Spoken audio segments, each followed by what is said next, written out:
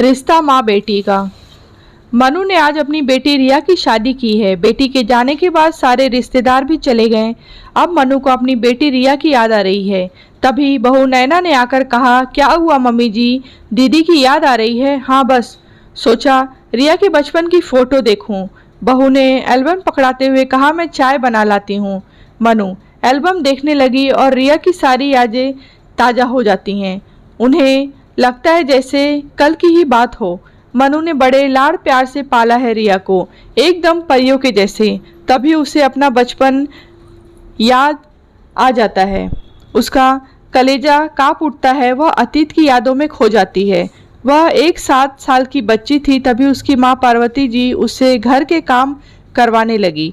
उसे घर का काम करना अच्छा लगता था, लेकिन थी तो वह बच्ची ही। उसे भी अन्य बच्चों की तरह खेलना कूदना, गाना नाचना, सहेलियां बनाना और सबसे बड़ी उसकी ख्वाहिश या शौक बातें करने की, जो उसकी माँ ने कभी पूरा नहीं होने दिया। उसकी माँ को उसका ये सब करना बिल्कुल भी अच्छा नहीं लगता था। उन्हें लगता ये सब करने से बिटिया बिगड़ जाएगी। माँ का व्यवहार सौतेली माँ से भी ज़्यादा बुरा था। माँ तभी खुश होती जब वह दिल लगाकर उनकी सेवा करती या खाना बनाने का कुछ कार्य। पिताजी सरकारी विभाग में एक छोटी सी नौकरी करते थे, पर उनके विचार सिद्धांत किसी दार्शनिक से कम नहीं थे। ये अलग बात है कि उनके विचार माँ और भाइयों को पसंद नहीं आते थे। वे बेचारे माँ को नियंत्रित नहीं कर पाते थे, बल्कि माँ उनको नियंत्रित करती थी। माँ का इतना डर था उनको कि माँ बोले दिन को रात, तो पिताजी कहते हाँ सही कहती हो, रात ही है। और दोनों बड़े भाई भी उन्हें माँ की तरफ से खुली छूट थी।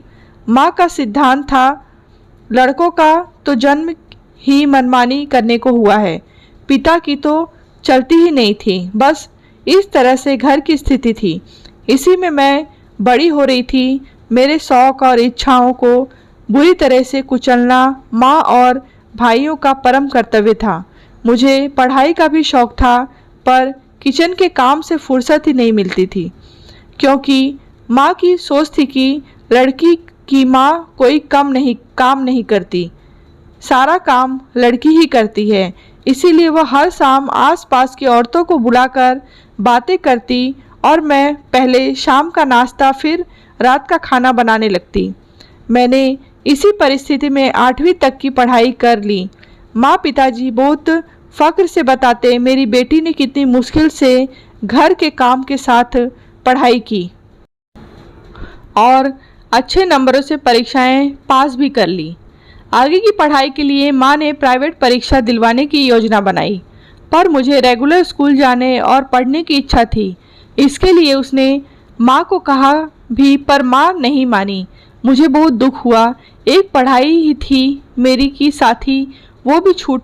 अब पूरी तरह से मैं रसोई संभालने लगी और गई। माँ की पूरी तरह से रसोई से छुटकारा मिल गया। धीरे धीरे समय बीतता गया। मैंने प्राइवेट की 12वीं तक की परीक्षा पास कर ली, जो कि उस समय लड़कियों के लिए ठीक ठाक पढ़ाई थी। अब मेरी शादी देखी जाने लगी, जो कि काफ़ी मुश्किल थी।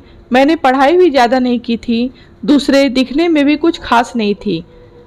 इसका भी सारा दोष मुझे ही दिया जाता था।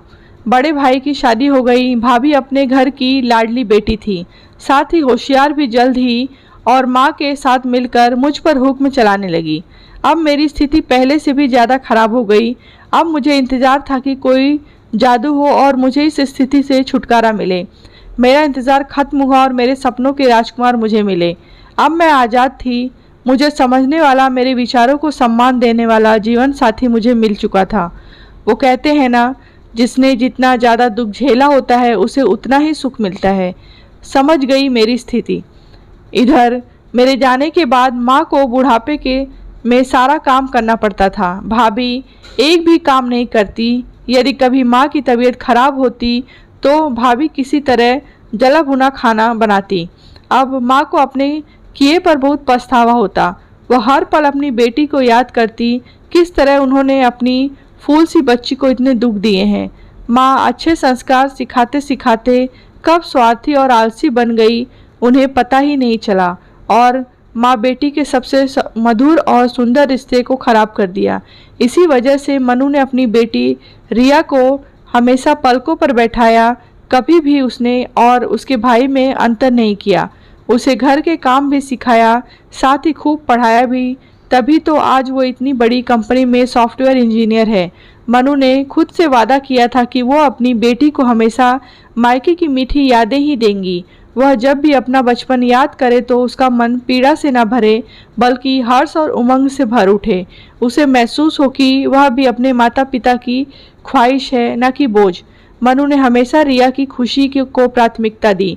आज मनु दुखी तो है बेटी की विदाई पे, पर उसके मन पर कोई बोझ नहीं। आज उसका अपनी बेटी के साथ मधुर रिश्ता है। आज उसकी बेटी ससुराल में अपने मायके में बिताए हुए खूबसूरत पलों को याद करती है। इधर माँ अपने मायके के बिताए हुए उन कड़वे पल को याद करती है और साथ ही खुश भी होती है।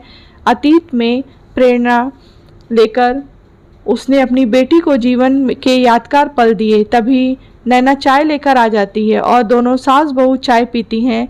नैना अपने मोबाइल पर शादी में खींची हुई फ़ोटो मनु को दिखाती है। कहानी आपको कैसी लगी है कमेंट बॉक्स में ज़रूर बताएं। कहानी अच्छी लगी हो तो लाइक करें, शेयर करें।